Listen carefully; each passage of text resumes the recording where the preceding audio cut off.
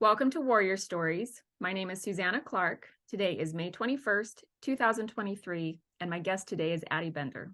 Hi, Addie. Hi, Susanna. How's it going? I am doing awesome today. Thanks.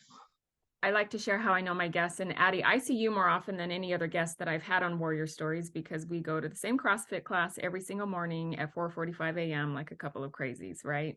Monday through Friday, 4:45, we are saying good morning to each other. And because of that, over the past couple of years, you and I have had the chance to chat about the work that I do with disability advocacy and the work that you do, not only with art education, but also with adaptive art. So I'm really excited to have you on today to talk about that. But that's not actually how we know one another. And I actually had to go back and figure it out. So I think it was back in 2017 when we first met, because I was substitute teaching at the elementary school where you still currently work. And it also happened to be the school where my daughter Isabel attended in her self-contained special education classroom there. And I would pop into her classroom fairly often. And I remember even back then hearing about how the school had this awesome art teacher who would implement these really creative art projects for his special needs students, and that he would create these awesome tools that would help them to access their art education. And I had a chance to get a glimpse of some of those tools a couple of years later because you popped into Isabel's new classroom and you brought some of these tools with you to explain to her teacher how you made them and how to use them. And you had created them specifically for Isabel. And of course, they didn't fit her anymore because she had grown, but you still took the time to pop into her new classroom and to explain to her teacher how to use them. And so I'm just really excited to talk to you about all of that today. In conjunction with that, I just wanted to say that I'm particularly happy that you're here because last year, before I even got this project off the ground, I chatted with you about it, and you've donated a lot of your time to help me with that. You helped me with graphic design. And then when months and months later, when I wanted to incorporate it into my business, you donated even more time to the project to help me get everything off the ground. And you listen to my interviews and you give me such positive feedback. And so I just wanted to say that I'm grateful for you, for your friendship, for your support in this project. It's about time that we've come full circle for me to have you on Warrior Stories to explain the work that you do in the disability space. So I'm really happy to have you here today. I feel the exact same way. Yes. So the first thing I wanted to do is to talk about you. I want you to tell us about your first experiences with art when you were a child, and maybe explain where your love for visual art was born. My earliest memory of art is I drew the front of the sanctuary while I was sitting in church. And that piece of paper is still in a folder at my mom and dad's house. And my mom, she taught preschool, and the lady that she taught with went to this man who taught art classes, and he also taught a kid art class. So Saturday mornings when I was 5 years old, I went to the basement of Paxtang Firehouse, and I took my first art lesson from Mr. Nick. And until I went away to college, as I got older and I could drive, I would go with the adult classes, and he was like a constant in my life from age 5 until I was 18 years old. And then even more so when I was old enough and had my own children, and I would go back to my family's house on a Saturday morning. I would take my own children to that same basement, to the same art teacher. And so art to me was always fostered by my parents because they would drive me there Saturday mornings. They would drop me off for 2.5 hours, and then they'd come pick me up. So I was fortunate to just have a knack for art, and then have parents who kind of just allowed the fostering of art and of the visual arts. It was mostly watercolor paintings. So yeah, I got hundreds of childhood watercolor paintings from Mr. Nick's art class. And you showed me once, you painted a portrait of him. You spoke at his funeral even, right? Like you had a really close connection with him. Yeah, he, when you think about mentoring and Nick, the way I work with children, I think has a lot to do with him. And my love for art has a lot to do with him. And techniques that I help students with in the classroom, I think to myself, well, Nick taught me this. So I'm like a living embodiment of Mr. Nick, I think. And I love that. And you have that painting hanging in your classroom at school, right? In my classroom of him. Yeah. Tell us really fast, and this is kind of a side story. Tell us really fast about the red tennis shoes. So my students would even be able to tell you this because the painting has red Converse All-Stars in the background. The shoes symbolize that like constant coming back to art. And every morning, Saturday mornings, he'd always tell us, "Hey, next week I'm gonna wear my red high tops." And we'd be like, "Mr. Nick, you don't wear red shoes." And he goes, "Yes, I do." Well, every class, it was always an excuse. So he'd say, "I can't find them. I only have one." So, anyways, for my thesis undergrad, I have a bachelor's degree in painting from George Mason University.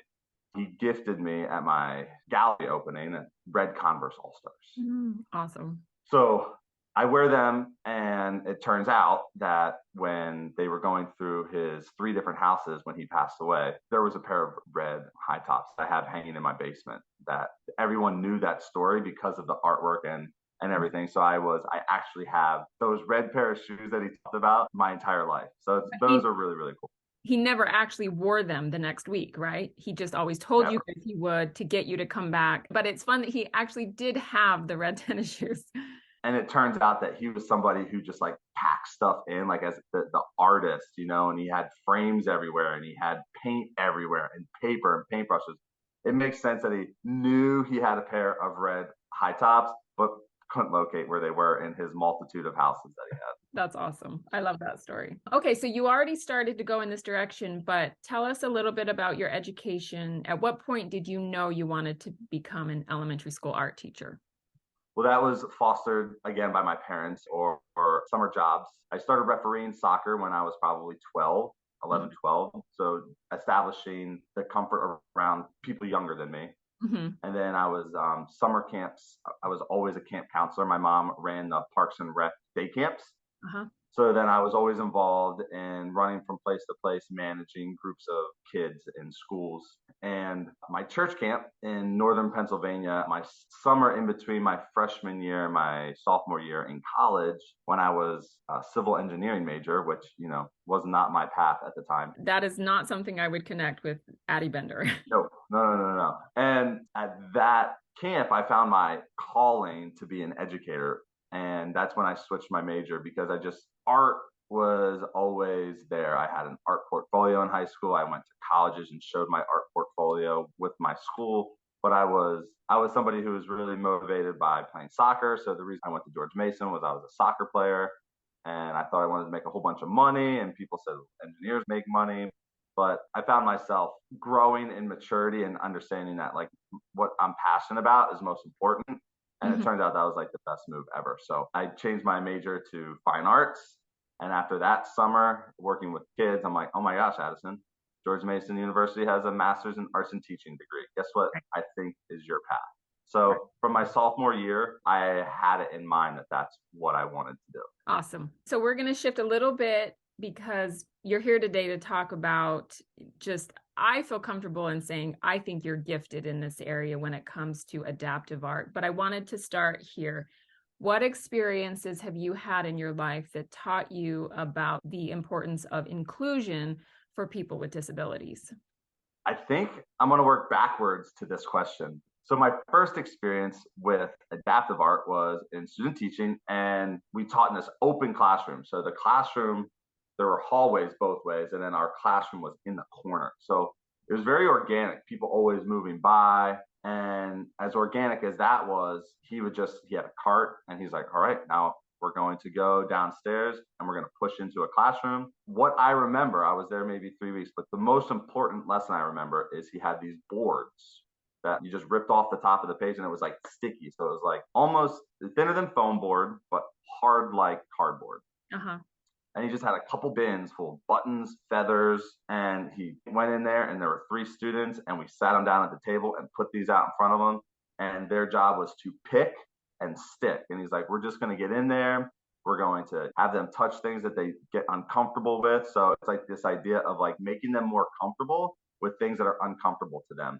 Right. And that was like, oh my gosh, that was my first experience. And so my first 3 years of teaching, I didn't have a community of special needs students in the schools I worked at. So I didn't have to like implement that. Mm-hmm. And then the school that I currently work at, part of my interview was, do you feel comfortable with this? And that's when I could reference that. Right. So working backwards from there, it turns out my entire life, my mom and dad, they kind of guided me into these uncomfortable situations. As a kid, my earliest memory is working with a soccer team that was connected with the Special Olympics. So I was working with autistic kids and kids with Down syndrome to just go to a field. I remember it was at the community college near my house, and I passed soccer balls with these kids. Right. And I can remember it like as vulnerable as possible, like it being so uncomfortable for me as a young boy to go and do these things with children who were different than me. And I can't express how much at the time could possibly imagine how that would impact me, 30 Right. years later. Right. Um, I was in musicals growing up, so I was always performing, and even within a school environment, there was always students who were participating in choir that I participated with, who Right. were special needs students, and in the musicals, there was always students with special needs who were in the musicals. I played soccer in high school, and one of our players in my grade, he was always there. So I always had someone who I could connect with, Mm-hmm. and because I had this early childhood Right. connection with students with special needs, I felt comfortable being someone who was comfortable talking to them and just including them. Right. So inclusion to me has just always been a part of my life. Right. And unfortunately, in our country, and really just, I think most countries throughout history, there is a culture of segregation. And it's just been that way for a long time. People that are different from one another have tended to be segregated from one another. And that's true for people with disabilities. And so, as that has shifted and changed, it's been so important for parents to teach their children really that we're all more alike than we are different. And that if we look at other people as what's different between us, we're going to continue to be a segregated society. But if we look at people as more the same, then we are different, and always try to find our commonalities and that just basic understanding of equity that should exist between people, that's how our world is going to shift. That's how our culture is going to continue to improve. And I love hearing stories about parents who are not just maybe fine with it or whatever, but who proactively put their children in situations so that they learn to love people. But here's the thing. Here's actually the thing. And this is a side note. I actually think kids naturally are okay with people who are different than them. They pick things up from culture that teaches them that people who are different aren't okay to be around. And so I love when I hear stories about parents who nurture a child's natural ability to connect with people who are different. And so I think that your parents did you a really great service by doing that. The only word you missed there was kindness. I think kindness, especially at my school, when you're like, the kids have an inherent ability to just be kind to students who are different when given the opportunity.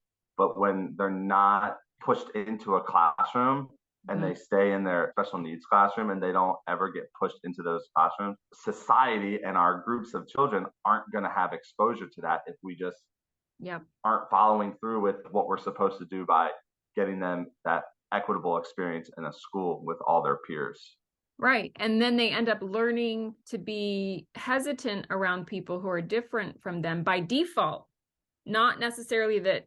And sometimes there are adults who, teach racism and ableism and all the things Right. that's unfortunate. But most people don't overtly teach that, but by their actions and by, not integrating other kids into, their children's lives, that's how they inadvertently teach their children things that perpetuate the discrimination, which is unfortunate. So it's so important to be proactive. Start over.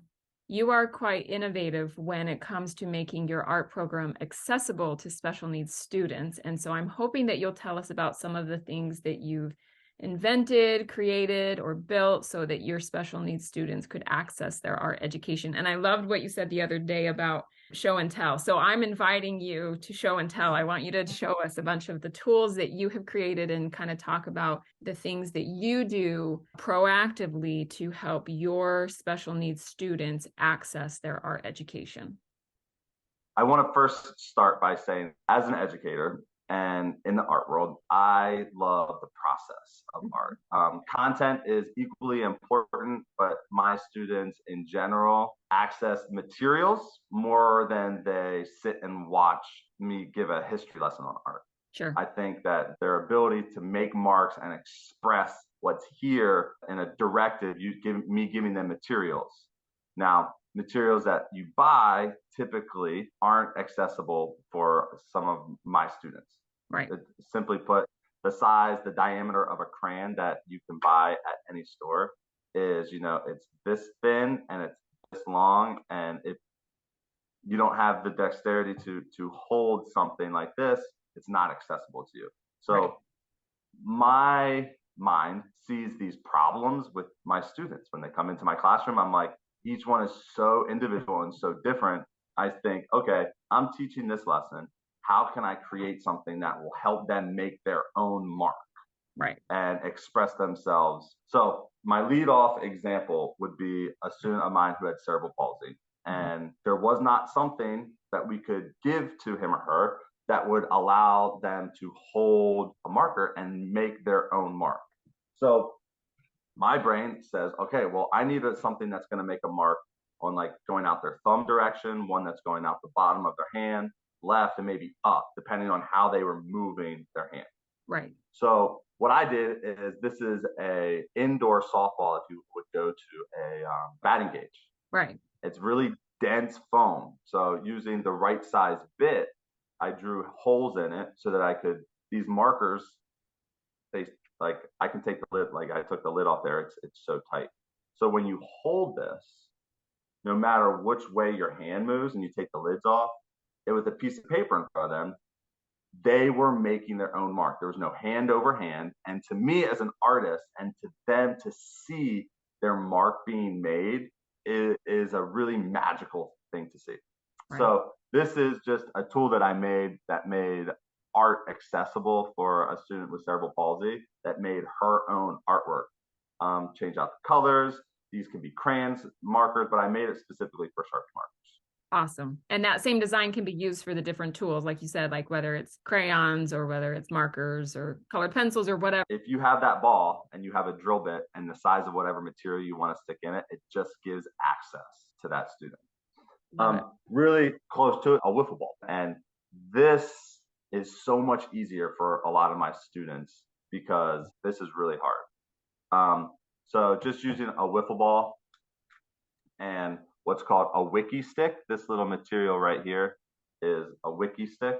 And some people will be like, what is a wiki stick? Yeah. Well, a wiki stick, all it is a piece of yarn that has wax over it. So when you change the shape of it, or when you twist it and pull it, it kind of like takes a different form. So, and it's tacky. Right. Like that blue stuff that you used to like roll up and put it back on a piece of paper and stick it to a wall. Right. That tacky stuff. It has that with yarn in it. Right. So wrap it around and you can just stick it in there like that. And then you got a really cool paintbrush that makes a student who has trouble they can just easily access a regular paintbrush. And how easy was that to make? It probably took you 5 minutes. I can, 2 seconds. Yep. Yeah. Paintbrush, wiki sticks. So you'll hear me say wiki stick a bunch because there's certain materials that I use that I've found that help me make things like this. Awesome. And it doesn't matter what size the wiffle ball is. And you can see this is highly used because there's paint all over it. Right. And so great. really, and you can choose the size of your wiffle ball depending upon the age of the student, because that was the thing when you brought in those art tools to show Isabel's new teacher, she didn't fit them anymore because she was 4th or 5th grade by the time you were explaining all of that. But the tools that you'd made for her, because you had her as a student in kindergarten, 1st, and most of 2nd grade. So the tools that you had made for her were super small. She'd grown out of them. But that's what's so great is you can adapt them according to the age of the student and the size of their hands. And that's awesome. So that'll lead me into the size of a hand to make a tool that was very, very specific to a student. Some tools that I have in my classroom: Model Magic, which is an air drying clay, PVC pipe, and a wiki stick. And what you're talking about particularly is Isabel's hand. This Model Magic, when you squeeze it, it takes the form of, whatever. So you would just put Isabel, for example, you would have put her hand over it and helped her to squeeze it really tight, right? And then I would put it over this tube because this tube allows material to be held in there. So I just take the Model Magic around and I would have the student, I kind of like set it in front of them and they just organically pick it up however what feels. and then I would hold their hand and we would just allow that shape to form. Right. And then you would get an exact hand grip for that student. How long does that take to dry once you do that? Days. So that's not like something that works right away. But then any material you want, you take some wiki sticks and you drag and you wipe some wiki sticks around any tool. And then when you stick this in here, you can just twist on, and then that student would be able to hold their hand and then have a tool that fits their hand, and then they can make their mark. That piece of Model Magic, super cheap, like $2 at PVC cents. Right. And just thinking about how can I make something that allows them to hold my Sharpie marker that I want them to hold, or their paintbrush. This makes it more individualized than this. Right. So this is like me thinking early and having some help from other people, but then my brain is like, I can make it fit their hand. Exactly. Right. And because it has the PVC pipe and you have the wiki stick, if you need to, you can change it out, right? You can take the Sharpie out, you can put a paintbrush in, whatever tool it is, you can use that same adapted, hand grip to whatever the tool is. Great. Yeah. I love it. They love them too. And that's the thing with, all students like to feel like they're important. And I just love how, these special needs kids, and they have so many hard things that they're dealing with on a day-to-day basis. I think making them feel important and like you see them and you get them and you understand them and that you accept them for who they are, that to me is one of the most meaningful parts of what you're doing in that situation. Yes, the artwork is awesome and fantastic, but you are making them feel important because you are individually creating this tool that helps them access their art education. So it's awesome. All right, so that leads into another problem. So there's multiple problems. The person who I'm creating this tool for their hand, they may be someone who actually can sit in a chair and sit up to a desk. Mm-hmm. So a student who may have a particular wheelchair that doesn't allow, like, I can't move my tables up and down as much as I would so like that. So how do I bring the table closer to them? Mm-hmm. So then I have these sorts of problems where their arms aren't long enough. So, and I don't want to just work on this much of the table. I want them to access the whole table. Yeah. So I'll start with the crane. So a tool that I created, when people are looking at this, they're going to be like, oh my gosh, I know exactly what that is. That is, you can buy those at Walmart, and it's a Crayola sidewalk chalk holder. Oh. And you just put sidewalk chalk, and then you can drag it on the ground. Right. Which works great, which I've done. But sidewalk chalk on paper, the chalk blows all over the place. It's way better to have crayons on so once they make their mark. So these are fat glue sticks that I have melted. And once the glue stick was out, then I melted crayons and put crayons down in the glue sticks. And then each glue stick has a different color. And then you can, I'm twisting, and then it'll go down in, and then you can twist it and it goes back out. So this gives access to someone who can like maybe hold like this and reach out and drag to them. So like that motion of being able to just move, and then they're making lines across their paper, like this, and then just seeing that they're making their own mark, like this motion could go on for 15 minutes, and then all the things that are being strengthened in their arms and in their muscles. So this tool gives access to someone who can't reach really far, but you give them a big piece of paper and they can drag it the whole way across their piece of paper. In turn, this one would be hard on the ground. I always like students to make artwork on the ground sometimes, and if you're in a wheelchair, you can't make a mark on the ground. So handles are always really good. So this is my son's old shovel, like a little kid shovel for snow. But on the end of it, I have, this is probably nearly like 250 crayons that are melted and put in a mold. It's probably about like 3 pounds, 3 to 5 pounds. It's really, really heavy. But to be able to put their hand in it, and then they set it off to their side of their wheelchair. And then here's where, if we're working on the ground, you have other students helping them push the wheelchair. So you're getting like them connected to like drag the crayon on the paper on the floor. Right. Or some of them, they can control their own wheelchair and they have their hand over here, and then they're just able to hook their hand in here. What mark they're making on the floor, for me as an artist, like I want to swear right now. It doesn't, Yeah. matter. But Right. they Right. are engaged in making art on the Right. floor just like everybody else. Well, and how beautiful that the mark that they're making is as a result of who they are as a person. And it almost makes it more beautiful, even though maybe they can't do intentionally what some other kids can do. What they can do in this process creates a mark that truly represents them. And I just think that's so beautiful. And side note, I love that you use the mechanism of the glue stick that was already in there so that you can extend and then contract the crayon the same as the glue stick would have been before. I think that's ingenious. That's awesome. So sometimes, thank you, we're painting rather than drawing. So a paintbrush, I showed you a paintbrush. This is as long as a paintbrush gets. Right. So Right. how do you get a paintbrush to extend? Well, I am the school laminator guru. If it's jammed, I fix it. If it's empty, I load it. And if any other problems happen with it, it's me. So I get to keep all of the old, really, really thick, heavy tubes from the laminator. So Love someone who has my brain, when I see those things, I'm like, I can use that. So it's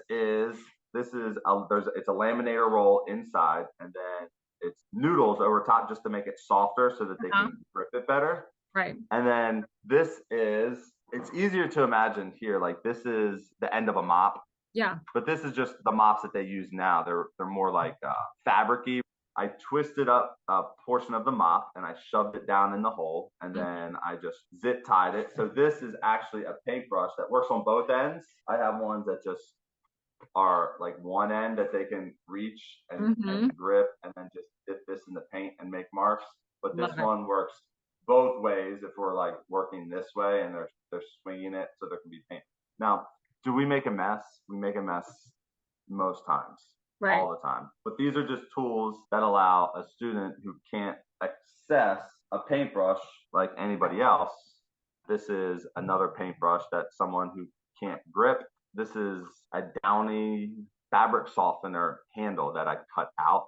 Yep. That this action here that Mm-hmm. they can put their hand through, and then this just dipping it in the paint, then they have something that they can really grip onto, Love it. and they're able to make their marks. So this would be an adaptive paintbrush for a student Another. who can't Right. hold a break with paintbrush. Well, and I always loved when, like, I never minded when Isabel would come home completely messy because it meant two things. It meant she had an absolutely fantastic time. It also meant that I didn't have to be the one to clean up that mess. And so I doubly appreciate art teachers like you and then, her subsequent teachers in years since she left your school. I never mind. So I can't speak for other mothers of children with disabilities, but when my daughter comes home a complete mess, it actually kind of makes me happy because I know she had a great time. You did, right. So more messes. If it's not Paw Patrol or elementary school, I'm talking, or if it's not Teenage Mutant Ninja Turtles, then we got nothing. Well, Right. if I can tap into and I learn about my students, is it a car? Is it Teenage Mutant Ninja Turtle or is it dinosaur? Right. So having children, you can make marks with big giant dinosaurs. So like allowing them to have this and allowing them to put it in a sponge that I've soaked in paint that they'll go like this, and then they can walk the dinosaur across a piece of paper. To me, they're creating artwork that is meaningful to them by using just a different tool. I might ask a student to draw maybe the footprints of a dinosaur, but I can't ask some of my special needs students to do that. But I can give them a tool to have them make those things. Right. Or in hindsight, if it's a car, I can give them a sponge to roll the car through, and then they can just play with the car on the piece of paper, and then they're engaged in art making. I am not putting my hand over top of them, Mm-hmm. and when they're done, they made that art. Right. And I love what you keep saying about hand over hand, because it's not that there's something wrong with hand over hand. It has its place helping students learn how to do certain things, but the goal is to not have them stay there, right? Because when it's hand over hand, it isn't actually the student. It's actually the adult that's creating the mark through the student. It's good when you're teaching students how to do things, that's fine. But what you're saying is you try to create situations where your students can engage in the artwork without hand over hand, which really helps the student know that it's coming from them. It's not the adult, it's coming from them. So I love that. The last piece I had to show will definitely speak on that.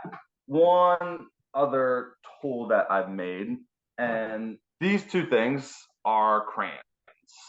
This is a crayon that is used with like two hands and more of like a push pull, but Wow. it's actually also a crayon that we use while we're sitting on the ground and being pushed around on gym rollers. They call them rollers, that they're like square and they have four little wheels underneath them and they run around. So Right. I bring those into my classroom after rolling paper down and allowing students to just draw on the floor. Kids love getting down on the ground. But this allows a student to have to like be able to move on like one side or the other side. It's just a different way of holding. And then this one I have sets of these. So this is a milk jug handle that is used for holding and coloring like this, just really, really big. And I've made molds so that I can pour the crayon in. I dip this handle down in the wax and just let it sit there. So I have every color in these. The kids absolutely love using these. I'm thinking about the work that goes into creating these tools right now, Addie. So like, I'm looking at that giant blue crayon, and I know that there must have been what, hours of sorting crayons that went into you being able to do a and melting it down and all of that. So tell us a little bit about that. Like what is that like for you as an educator? How much time you put into that? I'm imagining your kid, you like your own children, like your daughter and your son, like picking crayons out for you. I mean, do you guys have to do that a lot or? My children would be able to tell you that 100% that I've had them do that, Right. separate crayons with me in my early days. And then once I've established, like, hey, PTO, you guys are running a crayon drive. Well, who are you giving those crayons to? And they're like, oh, we're giving them to them. I'm like, well, you're going to change that. Once they did the crayon drive, then the PTO's kids in the school brought me the crayons already sorted. So I was able to like work a little bit faster. Right. And even from the first time I melted a crayon and put it on one of these, from a teeny tiny, people may have these at home. They're like a little iron with little caps where you can put like two or three crayons in to melt it, and then you take like a Q-tip and dip it in there and draw. This is easily 1,000 blue crayons Right. that you think, oh my gosh, you have to tear off 1,000 pieces of paper, and then even that, I'm like, well, I need a better solution.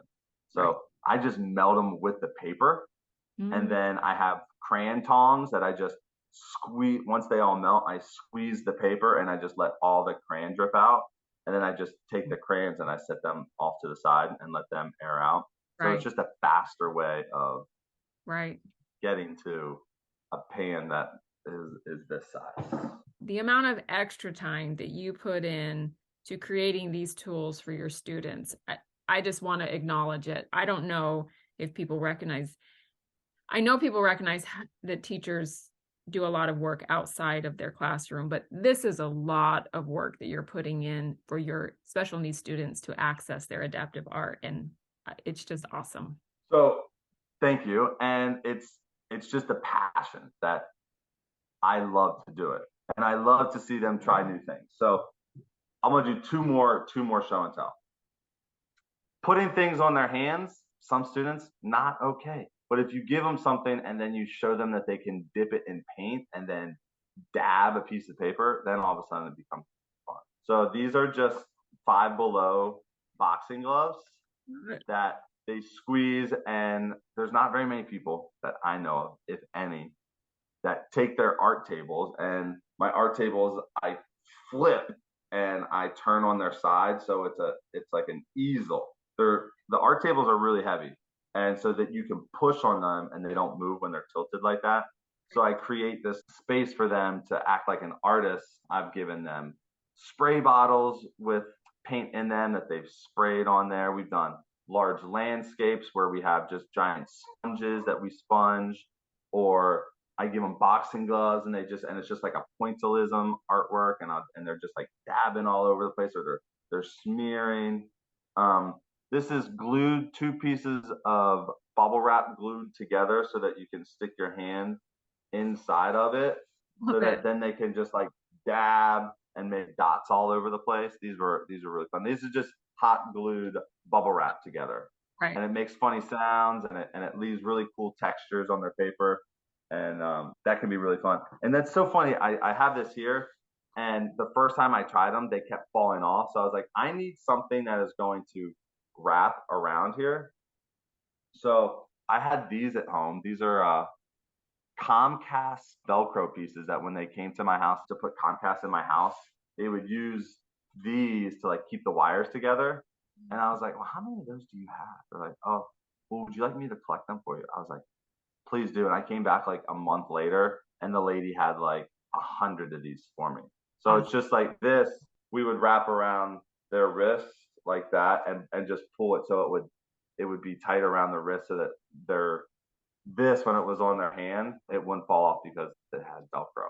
So you are always, as you go about your daily life, you are always looking at material out in the world and thinking, how can I use that for my adaptive art kids?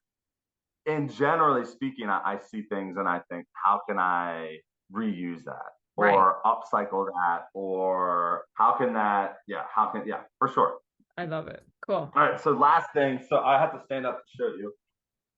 All right, so this is student artwork that I have. And this student, his favorite thing was his iPad that he carried around with him. There's 4 different tools that we used here, where this artwork up here was created using temper paint sticks, which are glue sticks that have paint already in them that is the color of glue, or it's the texture of glue. So I didn't show you those because those weren't adaptive, but those are tools that we use. This here is an artwork where we sponged art, and I cut out the letter of the sponge of their names, like the beginning of their name, so they could grip it. And this student did their letter over and over and over again. So this is sponge painting. Mhm. This artwork down here, I know, is made with a 3-inch roller. So I just brought in like 3-inch rollers that they could roll like this. So I drew this on there, and then these are their marks. Right. And then this one down here is just like a finger painting where there was paint, and then they just got to try to fill in the space. So each one of these artworks, the drawing I did. So I know a little thing about each one of them, whether it's Pete the cat, or if it's Hello Kitty, or if it's Blaze the race car. I know a lot about kid things. And I'll draw them for them. And then this student's, his was, it was middle of winter, and all he did was wear sandals. So sandals was his thing. And then these are all his marks. So this one is the roller. I can see the texture there. The paint sticks, the finger painting, and this is the letters of his name for the stamp that I made. That was out of this. Awesome. So, anyways, these are old student artworks that, though they didn't draw the sandal when they sat down at their desk, they knew that that was their space. Right. They love sandals, and then whatever tool it was, they were just going to try and fill in the space. Right. I love it. Real quick, here's an example. You see, I was walking through the flea market. How cool of a paintbrush is that, just to be able to grab this and use that as a paintbrush? I saw a shaving cream brush and Right. just turn it into a regular paintbrush. I love it because you recognize that that would be a lot easier to grip. 100%. Okay, so there were 2 other things that I wanted you to touch on just because I know about them. So I wanted to ask you about them. So one, you did, and it made me think of it because you drew things that pertain to your individual students. Again, it's individualized, making them feel special, and then they make their mark on the thing, whether it's their AAC device, which was the iPad that you showed, or the sandals for the other students. Something else along those lines that I know that you did is a lot of diagnoses have foundations. They have like societies, like Isabel, she has charge syndrome, and there's a charge syndrome foundation, and they have their own symbols. And so that's something else that you did. You found out what the diagnosis is for your special needs students, and you created a piece of art with the symbol of their diagnosis. So I wanted you to tell us about that. Yeah, the symbols, learning about them, someone who can access, I have Photoshop and I have access to a poster printer. And I made the symbol, I drew it in Photoshop, and then I just linked dots only to like 10, tried like big long lines. So it was a dot to dot lesson. So we drew dot to dot. It turned into like the shape of a ribbon or a puzzle piece Right. for autism. The symbol, I think, for Izzy would totally be just a battery with a Z in it, Right. to represent charge. Charge.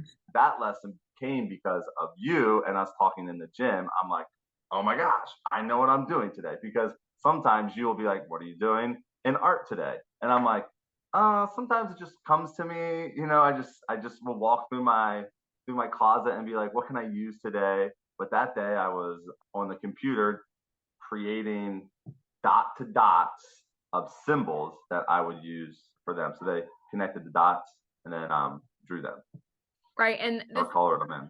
right. And the reason I love that, and people outside the disability community might not be particularly aware, but there's a real issue within the disability community. And when I have had conversations with adults with disabilities who are self advocates, there's kind of this thread when it comes to throughout history, people with disabilities have been made to feel so ashamed of their disabilities.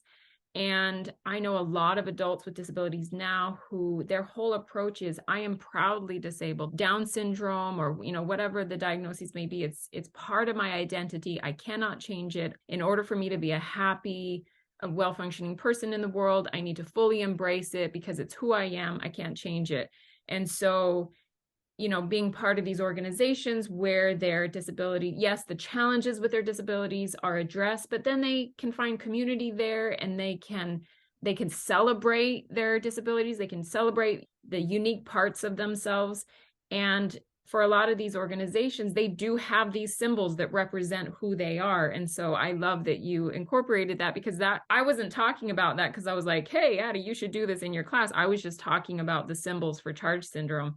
But you, again, who are always thinking about how to incorporate things into your students' art projects, you took that and you turned it into an art project, which again instills in these students that sense of pride that, yes, maybe autism creates challenges in my life, but I can also fully embrace it because I cannot change it. I can celebrate the strengths that it actually instills into my life because, people with disabilities oftentimes have other things about themselves that are actually strengths compared to people that might not have autism, or whatever the diagnosis may be. And so I love that you incorporated that because it does help, I think, students celebrate who they are and be proud of it. So the other thing that I wanted to mention was you also use your 3D printer to create things for your kids, and you created these Braille stamps. I wanted you to tell us about that. I can't take full responsibility for the design of it, but I have the ability to provide for my students. I have access to a 3D printer in my classroom that I raise money for through Original Work, which is just, I help all my students make artwork, and parents buy things to have their artwork put on them. So having that ability and then having a conversation with other people, and I didn't even think about it. And then I just did a little search and I'm like, oh my gosh, here are all the letters that someone has designed. So it's a stamp that on the top of the stamp has the raised braille, but then on the bottom of the stamp, it goes up in. So it's a tool to play with Play-Doh so that you can stamp your name and then you feel the letter push down. And then when you move it, you can feel the braille.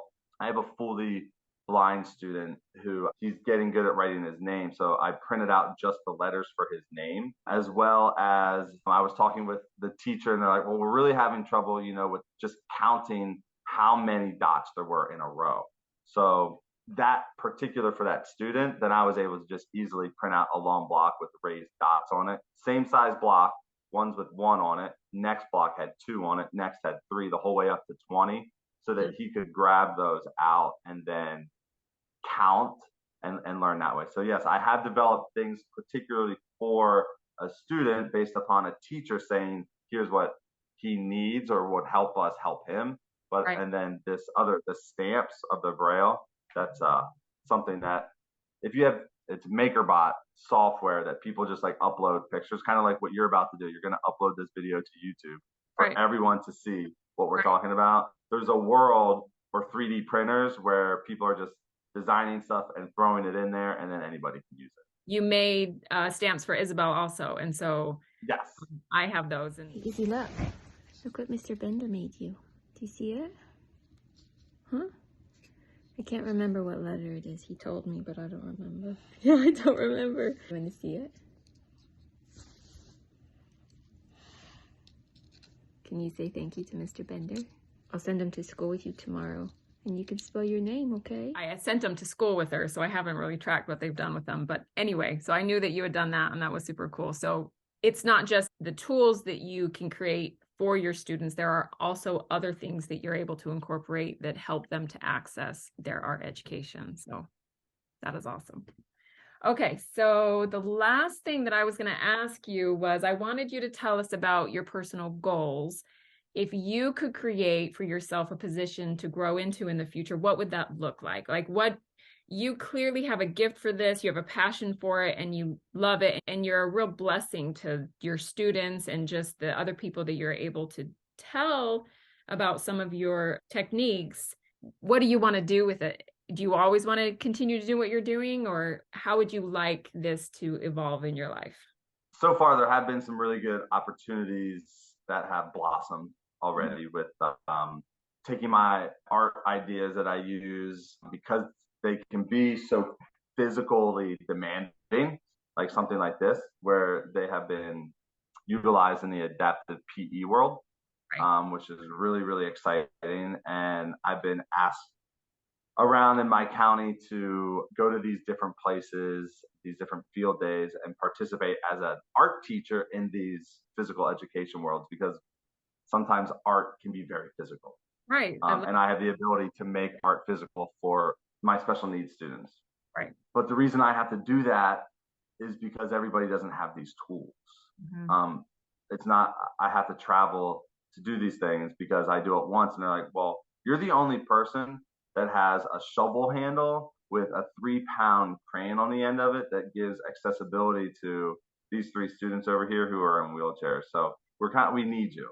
Right. So what do I envision? I envision myself being somebody who is creating tools or these ideas that I already have to get them into more people's hands. So whatever that looks like, even for myself and my students, like I know that I have probably right now maybe 30 to 50 pounds of crayons that I have that I could melt and turn into different things. But like you said, it is hours of melting, and I have had to use my fire extinguisher in my house because I have caught crayons on fire. In my oven and on top of I've tried to melt them on top. So anyways, I have nearly burnt my house down. I've blown up a Pyrex glass pan on my oven top because I heated it up too fast, which made the crayons melt, which made the crayons go everywhere, which then everything else is hot, catch on fire, don't know what to do, grab the fire extinguisher, whoosh, sprayed my whole kitchen down. So I have learned a lot, and it isn't easy to make the tools. So yeah, I see myself in some capacity helping others get these tools. Right. Whatever that looks like. Making these tools, teaching them how to make these tools, things like that.